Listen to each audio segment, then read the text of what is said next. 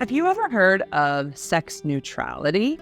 I hear a lot of messages about sex positivity, and of course they are meant to be a counter to sex negativity or shameful sex messages. So there's good intention behind the idea. However, I always have a but, right? And not a sex but, I mean like a real but. All right, I continue.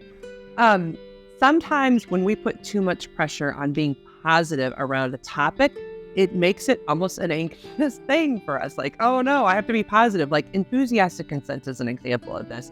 You shouldn't have sex unless you're enthusiastically consent. Well, guess what? I'm not always enthusiastically consenting to sex. Sometimes I'm like, good enough. I'm into it enough to get into this experience. So like if you set this expectation for yourself or in your relationship that you need to be enthusiastically consenting to every single thing, it's too tall of an order, man. It's too tall of an order. And so what people need is sex neutrality. And what that means is just being very open and curious to the situation, but not putting too much pressure to I should feel this. I should be getting an orgasm. I should be. That's where toxic positivity or toxic sex positivity actually gets in the way of you being able to really be present and enjoy the sexual experience. So what is sex neutrality? Sex neutrality is learning to be very present in your body and to not pressure it in any way, just to be very noticing and aware of what it feels like in these different experiences. So if somebody moves to flirt with you, for example, and you weren't necessarily prepared for it, you don't say, oh, I should have said this or I should have responded. That's sex positivity. That's kind of pressury, right? Instead, it's, okay, I responded like this. I wonder what's going on. I don't know. I was kind of busy when they moved in for a kiss or they moved in for a flirt. I just wasn't aware. Okay, well, do you want to get into it? Do you not? And it's basically, if you hear my language, I'm not telling myself I have to feel anything. Actually, I'm accepting very much where I am, and I'm deciding at some point if I'm going to engage or not. And it's okay to decide to engage if you want.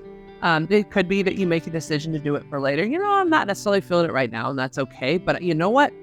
Later today, I will put something out there. I might do a little flirt with my partner later.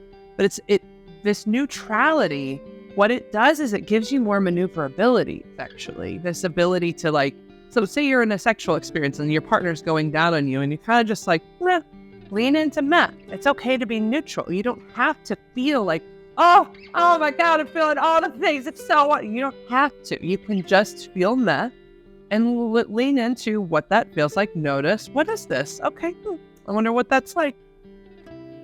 It feels okay. There's pressure, there's sensation. That is what I'm teaching you, is to become so aware of your body that you do learn how to move somebody this way and that way. That could potentially feel good or not. But pressuring yourself to feel good when you just feel neutral actually has the opposite effect. It makes it impossible to move in that sexual situation. And that's why, more than even sex positivity, we have to work towards sex neutrality. Just learning what sexual sensations feel like in your body and deeply accepting yourself for who and where you are right in that moment. So to learn more, please visit me at therapistinstlouis.com. Please like and subscribe, and also leave your comments below about ways you're working towards sex neutrality.